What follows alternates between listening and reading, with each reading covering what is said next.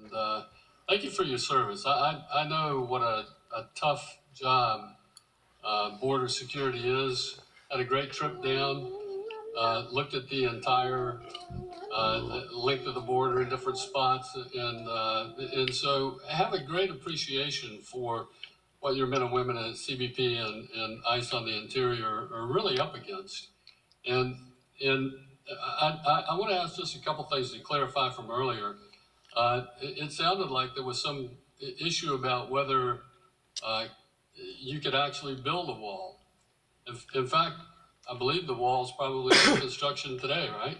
Yes, sir, it is. With 17 and 18 money, we'll have about 115 miles built. Right. So a previous Congress has already authorized the construction of the wall. Yes, 2006. Funding. So put that to bed.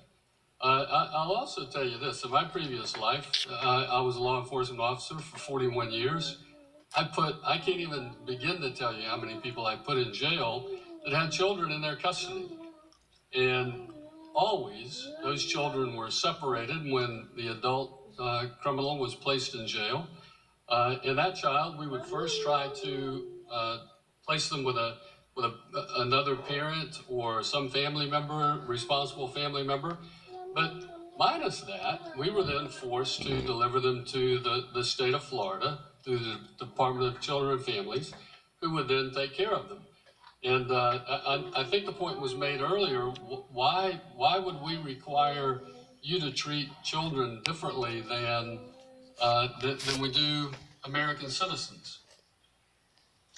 Sorry, I can't answer that, but if I could, what I will say again is we did not have a policy to separate, just as you're describing. If the parent chose to break the law, which there's 3 other ways they can come legally into this country at least, chose to break the law, in some instances we referred them for prosecution because we were applying the law equally. We were not giving a pass because somebody had a child.